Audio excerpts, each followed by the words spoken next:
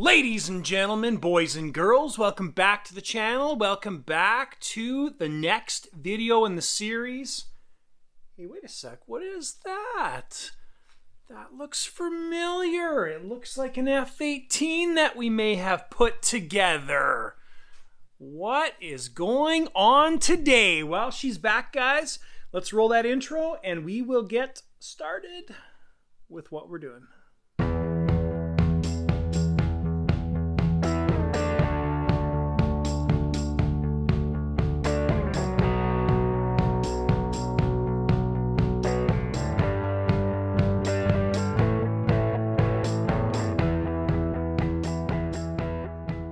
All right, so if you guys have been long-term fans of the channel, you know that we built the F18 last year. It was almost a year ago. The owner never flew it. He kind of built it and had intentions to sell it. The new owner has purchased this and it is back in the shop. Now, there's really not a whole lot that needs to be done to it, but there are some things that he wanted to do to it. So these are things that we're doing in the video. I'll cover these individually, of course, and in detail, but I figured I would share this stuff with you because you guys are long-term viewers of the channel, and I know everybody's excited to see this thing be maidened, which we will do as well too. So we've got the owner's radio, original owner's radio here, the new owner's radio here. Of course, they're both JR28X radios, and so what we have to do is we got to put the programming from the owner's radio, previous owner's radio, onto the new owner's radio and bind it to the system, which is super easy. That's already done, actually. Next thing we have to do is we've got to just check all the programming. Not really a big thing, but we also have to do that after. But the biggest thing we're doing, we are installing a Powerbox Igyro 3xtra with a GPS 3, one of the new GPS units. So that's what we're doing. With that, we've got to revamp all of the wiring because this plane is set up mostly with X-Bus. I think right now from memory we're using 19 channels. So we've got to flip everything around and reprogram stuff. So I figured I would share it with you guys because it's part of the entire process and you may be interested on how to install these things in an existing plane. So it's going to be kind of Powerboxy stuff, kind of F18y stuff, but without further ado, let's hop into this thing and try and get this finished. All right, so just to save time here, guys, I was playing around with this last night. I got the cockpit taken out. I got the canopy latch system disconnected, and we've got access to the inside now. So pretty much the only space we have to install this gyro is going to be right on top of the receiver, which actually works out okay because it's nice and close. We are kind of lacking space anywhere else, so that's basically where it's going to go. We've got the wings installed on both sides so we can check the movement on everything, and we just have opened up and broken the seals on the gyro and GPS unit, and that's what they look like. They come all bubble wrapped and beautifully packaged. So first thing I'm going to do, or next thing I'm going to do, is I'm going to make a list of my channel assignments. So because we're using this plane with X-Bus, some of the servos are on the X-Bus outputs, some of them are on the PWM outputs, and we're going to have to be switching some of that stuff around, so that's what I need to play with. So that is why I need to make the list, so I can visibly switch things around and see how they're going to work out. So I'm just going to make that list and I'll show you guys the next step. All right, guys, so I think I've got everything figured out here. So we've got all of our channels listed down the side here. So initially we've got 19 channels. The way that the JR radio works is you've got 16 channels when you set up a new plane. Now you can take one of these channels away, so you can make it 15 channels and then add 4 more. And then you can make it 14 channels and add 4 more on top of that. So, so the way it's set up right now is these are all of our 19 channels. Now our channel 2, 3, 6, and 8, which are our right aileron, right elevator, left aileron, left elevator, they're in the X-Bus outputs. And we need to change that into the PWM outputs. So I'm just basically making a list here of what I need to do. So I need to move 2, 3, 6, and 8, so those 4 channels, into our PWM outputs, which is going to run through the gyro. Now, one of the things that we're doing on this plane is we will not be putting the rudders through the gyro. At least that's my initial thought. And the reason for that is we've got 2 rudders, and the Igyro 3xtra from Powerbox only has 1 rudder output, and because we've got some mixes set up on this plane, we won't be able to, we could mechanically put those 2 rudders on 1 gyro output, but then we wouldn't have the mixes where the rudders come in. That's not possible with only 1 gyro output, or with one output on the radio. So the workaround for that is, especially on this plane, because you're really, of all the F18s I've ever flown, anytime you add any sort of rudder input, creates a crazy effect on the plane. So really, I find on the F18 you don't use rudders at all, except in this case to create some fun mixes where they both come in.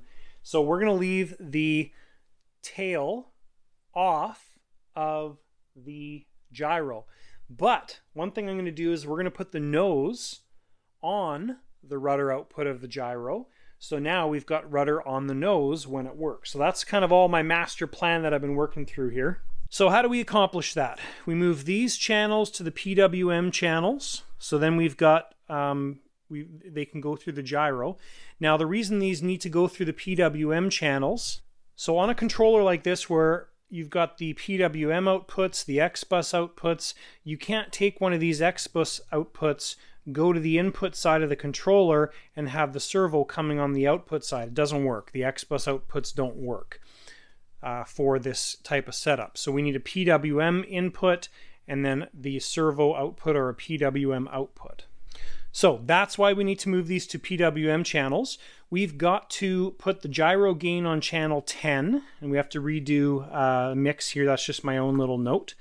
And then the way we're going to set the gyro up initially is we're going to have it on the dial from 0 to 100, and after it gets set in flight, then we can move it to the switch like we would normally do. Then we need the nose on channel 20. Now we don't have a channel 20, so we've got to create channel 20, 21, and 22. Now I'll show you guys what I'm talking about with that, because that's the next step. So on our radio, we go into channel settings. So when you look at this right now, we've got channels 1 to 8, 9 to 16, 17, 18, 19. So we're going to go into aux channel settings. We've got 15 main channels, 4 aux channels, total of 19. We're going to add. Yes. Now we've got 14 main channels, 8 aux channels, for a total of 22 channels. So if we go back, we've got 1 to 8, 9 to 16, and 17 to 22. So now we've opened up aux 20, which is going to be the nose. So we've got to make a mix for that. Okay guys, so next thing I'm going to do is we're going to get the actual physical gyro unit installed on top of the receiver. Now this doesn't matter as far as the position goes. It can be positioned on the airplane like this, forward and backwards, side to side, like that, like that, like that. The only important thing is it's at 90 degrees to the axis. So if you drew a straight line through the plane, it's like this. The gyro, you want to have it like that. You don't want to have it at a 45 or off angle, otherwise it's going to be interfering. So you want it at a parallel angle to the flight path. All right guys, next thing we need to do is we need to add another PWM converter. So this goes into the X-bus channel and converts that signal into a pre-programmed number. So what we're going to do is we're going to plug this into my test receiver, and we're going to program this as a channel 20. So there we go, the light's on. Okay, so X-bus settings, servo converter,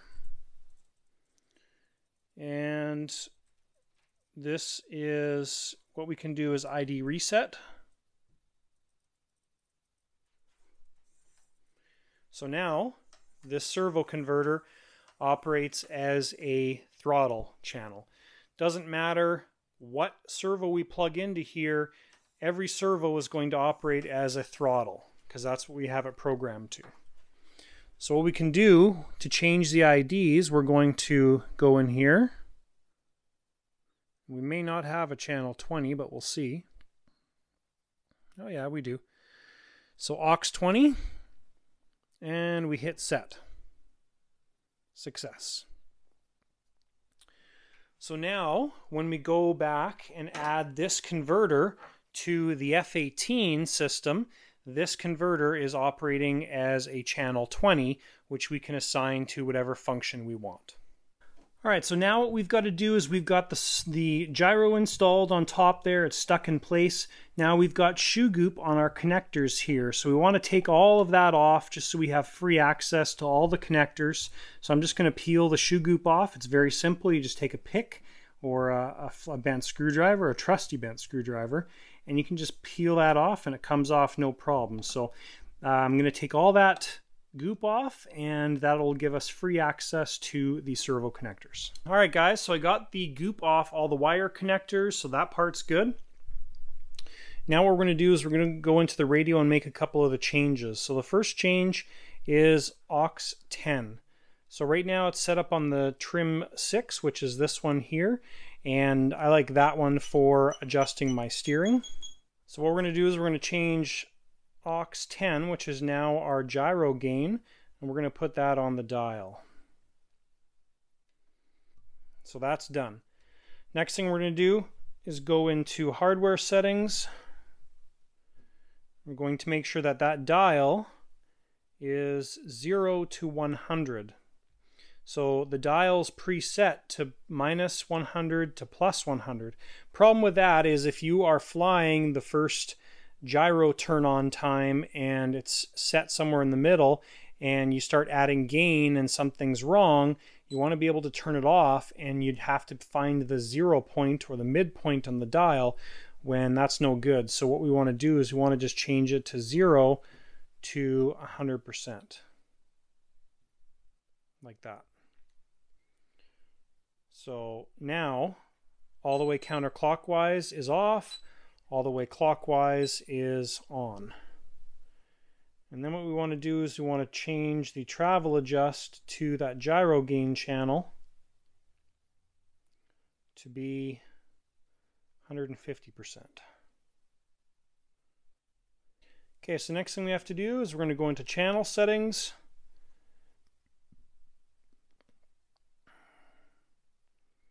And we're going to go to aux 20. And aux 20, which is now our steering channel, we want to put on to T6, or that trim right there. So now our trim for our nose is right there. Okay, so that part's done. Next thing we have to do is set up a mix for the nose. Okay, so we're going to set up a mix for the rudder to be the master and channel 20 to be the slave. So I'm not going to show you on this radio because every radio is going to be very different, but I'm just going to set up a mix and maybe I'll show you the final result here.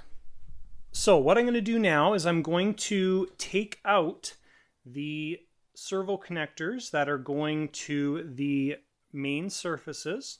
We're going to plug those into the output side of the iGyro, which is the right hand side. And then we need to run from our PWM outputs, we need to run the leads to the input side of the gyro. The way I remember this, and you can find this in the instructions, but the way I remember this is your gain needs to come from the receiver, so this has to be your input side because the gain is on this side.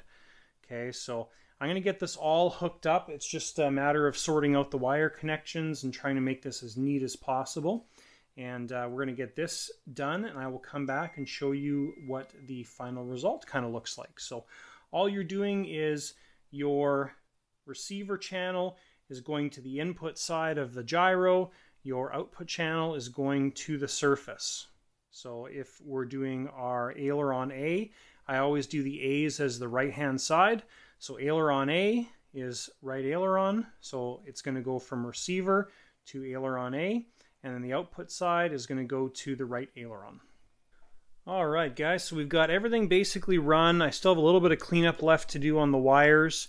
What I've done is run the GPS unit right underneath here in this area. So when you're powering on the airplane, you'll be able to look in there and see the green light to see if it's connected.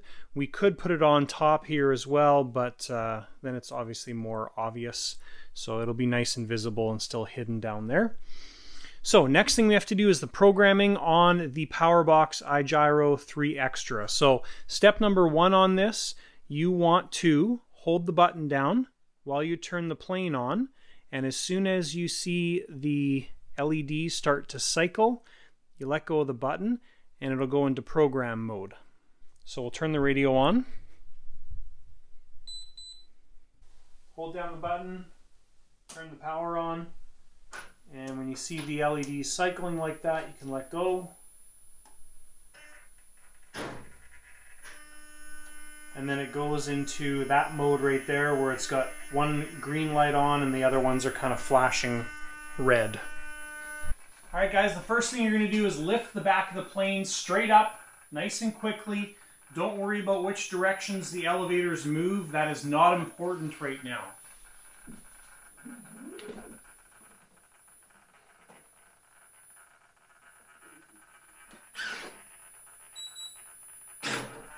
Got to be a quick motion.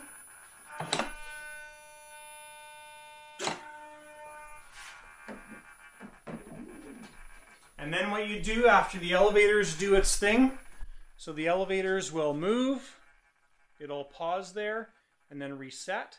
And then you take the back of the plane and you quickly move it to the right. The rudder, in this case the nose wheel, will counteract, pause, and then reset. At that point, you know the gyro's been taught the correct direction. Now the next step is to go through all of the programming sequences. So what you're going to do is you're going to hold down the button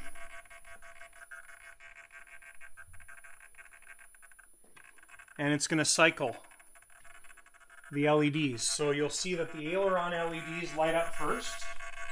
Alright guys, next thing we're going to do is we're going to teach the direction and endpoints of the system. So what you do is with the gyro on, you're going to hold down the button until everything starts to cycle. So you'll see aileron lit up.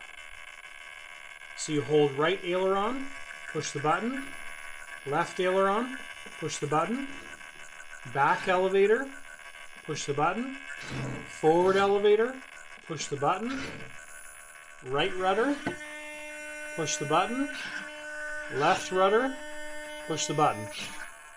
Now all the lights turn back on, and that means that the gyro is programmed. So what you can do to check the direction is you can lift all the surfaces. So if you lift the right wing, you'll see that that wing tip should come up. If you lift the elevator, the elevators should come up.